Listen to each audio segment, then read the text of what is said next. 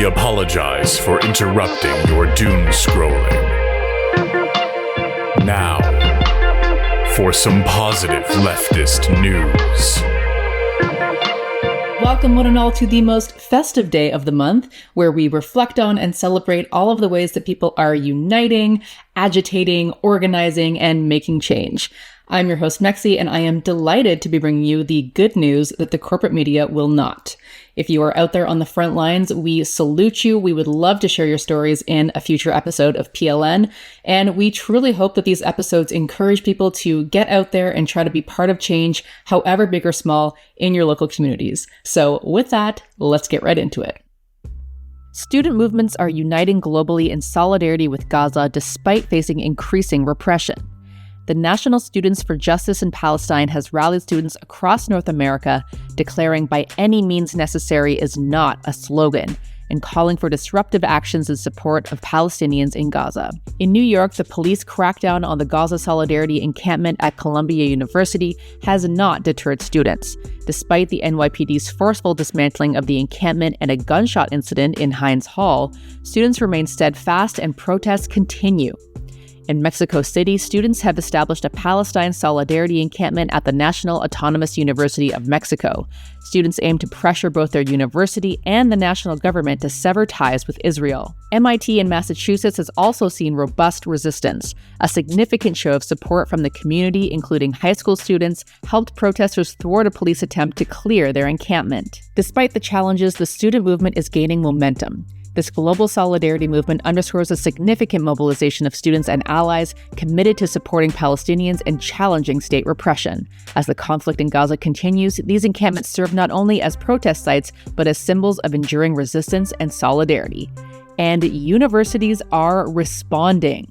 Several universities worldwide have responded to student mobilizations by making significant decisions regarding their ties with Israel. The University of Barcelona has passed a motion to sever ties with Israel following a strong student mobilization effort. Trinity College Dublin plans to divest from investments in Israeli companies listed on the UN blacklist. Sacramento State University and Evergreen State College have both agreed with students' demands to gradually divest from companies profiting from activities in Gaza. And most recently, Ontario Tech University has reached an agreement with protesters, vowing not to invest in companies benefiting from the genocide in Gaza, as well as to publish a report by fall outlining all its investments and financial holdings, the first major educational institution in Canada to do so. Direct action gets the goods, folks. The people united will never be defeated. And several states have now officially recognized Palestine as a state, including Ireland, Spain, Norway, Jamaica, Trinidad and Tobago, Malta, and Slovenia, with China and Indonesia saying they would fully support Palestine's membership in the UN. This is a significant shift that leaves the US and Israel even more isolated on the world stage. During the semi-final broadcast of the Eurovision Song Contest on May 9th, just before Israel's performance, Belgium's VRT channel was hacked to display a pro-Gaza message from union members, saying, "This is a union action. We condemn the human rights violations by the State of Israel. Moreover, the State of Israel destroys press freedom. Therefore, we are interrupting the broadcast momentarily. Cease fire now." Earlier in the evening, protests erupted at the event venue in Malmö, Sweden, where Israel's entry was booed by audience members chanting "Free Palestine." Outside the arena, around 10,000 activists demonstrated against Israel's participation. Petitions across Europe had been calling for the exclusion of Israel for months.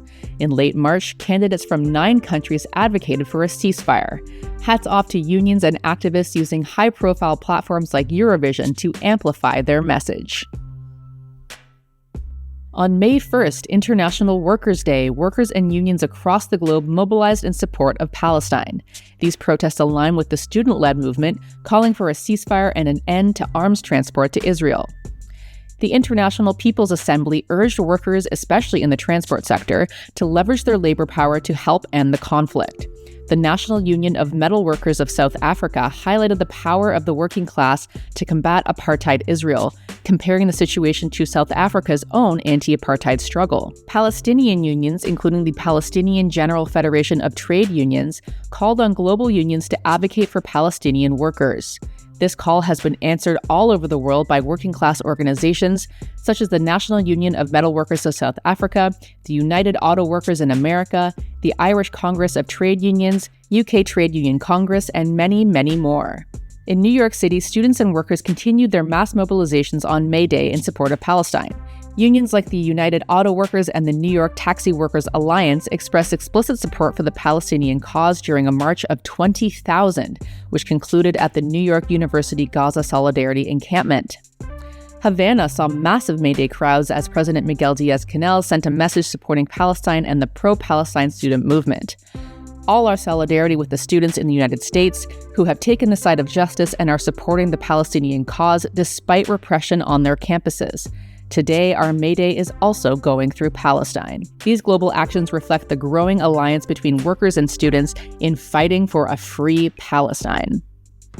May Day celebrations also took place in Lithuania, where 1,000 people rallied in Vilnius for a union-organized rally and march demanding eased strike restrictions. Led by representatives from various trade unions, the demonstrators voiced concerns over the challenges faced by workers in exercising their right to strike, emphasizing the need for significant amendments to the labor code to facilitate easier access to striking for workers. On this day, a new political party called Left Alliance was also established in Vilnius, which aims to be an alternative to the dominant right-wing politics and the doctrine of neoliberal capitalism. The party advocates for shortening the working week, initially to 32 hours and then to 28 hours, promoting trade unions, introducing progressive taxes on corporations, businesses, and high-income property owners, lowering food prices, regulating the housing market by capping rents, fighting climate change, guaranteeing the rights of LGBTQ+ people and women. All power to the workers and organizers working to turn the tide in the country. On May 9th, trade unions led a national strike in Argentina, their second in less than 5 months, to protest the libertarian government's economic policies and demand better working conditions. The strike resulted in hundreds of canceled flights, major interruptions to public transport, and the closure of banks and many shops across the country. The strike is a response to the rampant inflation that continues to erode workers' wages. In addition, the protest coincides with congressional debates over a sweeping reform package that includes the usual neoliberal gambit of deregulation, selling state assets to the highest American bidders, austerity, freezing of public works projects, and mass public sector layoffs, along with devaluation of the local currency, causing prices to soar. Argentina's inflation rate is now close to 300,000, the highest in the world. The government's proposed reforms have sparked considerable debate, with critics arguing that they could further undermine workers' rights, economic stability, and even democratic stability. The union's decisive action underscores the urgent need for a resolution that addresses the concerns of Argentina's working class, the vast majority of its people. The recent Labor Notes conference in Chicago drew a record-breaking 4,500 attendees, with many more participating remotely after registration reached capacity. Held under the slogan, "Put the movement back in the labor movement," the conference has long been a gathering point for union activists aiming to revitalize militant activism. This year's conference saw a diverse crowd, including members from various backgrounds and generations, who expressed optimism fueled by recent displays of union action. Victories like the United Auto Workers' success at Volkswagen in Chattanooga, Tennessee, were celebrated, with UAW President Shawn Fain receiving a warm reception during the event's final session. Workshops and meetings focus on international solidarity, featuring discussions on labor movements in the Global South and rising activism among Mexican workers. While some activists voiced frustration with perceived political limitations, such as a lack of emphasis on revolutionary ideals or critiques of Israel or capitalism itself, the conference overall served as a platform for thousands of class-conscious workers to unite in their commitment to challenging the capitalist class. "We've always been here" marks the final message at the Terra Livre Camp 2024 event that brought together around 9,000 people from more than 200 indigenous nations in Brasilia. The declaration reaffirms the ancestral presence and rights of indigenous peoples, condemning the Brazilian government's suspension of indigenous land demarcation and the enforcement of Law 14.701, referred to as the Indigenous Genocide Law. Key points from the declaration include a vehement refusal to accept the ongoing genocide of Indigenous peoples, strong opposition to developments that threaten the environment, emphasizing the critical role of Indigenous lands in combating the climate crisis, the assertion that Indigenous territorial rights are non-negotiable and essential for true democracy, and a demand for President Lula to establish a task force within 15 days to address land demarcation issues, ensuring the active participation of Indigenous representatives. The document also criticizes Justice Gilmar Mendez for suspending actions that protect Indigenous rights, accusing him of favoring rural landowners. It calls for a halt to policies that do not prioritize the protection and sustainability of Indigenous territories. In their closing message, Indigenous peoples were clear that they have always been and will continue to be a fundamental part of Brazil.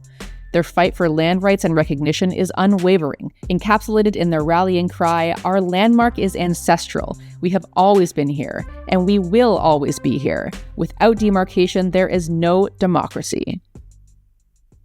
The Perelman Teaching Museum's latest exhibit, Towards a Warm Embrace, showcased works by Finnegan Shannon and Ezra Benes, focusing on disability justice and accessibility.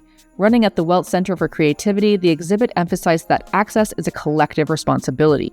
The exhibit features various pieces, including Do You Want Us Here or Not?, a bench that challenges conventional gallery norms by inviting visitors to sit and reflect on accessibility. Touch tours, a new addition to the Perelman, allow visitors to experience the exhibit through touch, benefiting both sighted and low-vision guests. The artist talk featured a discussion by artists Shannon and Benes, who shared their journeys in creating art around the themes of chronic illness and disabilities, emphasizing the importance of making art that prioritizes disabled audiences. While this is not exactly a leftist win, we applaud efforts, creative and organizational, to bring disability justice into the forefront of the class struggle. Too often, organizing spaces are inaccessible and reflect a need for conversations and action around accessibility and inclusivity in all spaces. For Canadians, we will link to CUPE's campaign for improved disability benefits, which we hope will be a future PLN story. In 2023, renewable energy sources supplied over 30% of the world's electricity, heralded as a new era of falling power sector emissions. Despite a rise in global electricity demand, the surge in new wind and solar installations more than compensated, leading to a pivotal shift in the energy landscape. The People's Republic of China spearheaded this transformation, contributing 51% of additional global solar power and 60% of new wind generation. Some climate experts believe that the decline in power sector emissions is now unavoidable, identifying 2023 as a critical year, potentially marking the peak of power sector emissions and a major turning point in energy history. We certainly hope so, and we note that it is still incumbent on people in the global north, who have been over-consuming the world's energy resources for centuries, to radically revolutionize how we are living, including our political economy, which is driving this consumption and exploitation. If you have good news from the current month, please send your stories to mexi@protonmail.com. Thank you to Javi for the Positive News Jams. Thank you to Cosmo for the Positive News background. Thank you to Catherine, Marshall, and me for script writing, production, and hosting. And thank you to Tristan for editing this video. If you'd like to support the show, please go to patreon.com/positiveleftistnews, or you can give us a one-time tip via PayPal. The link is in the description box below.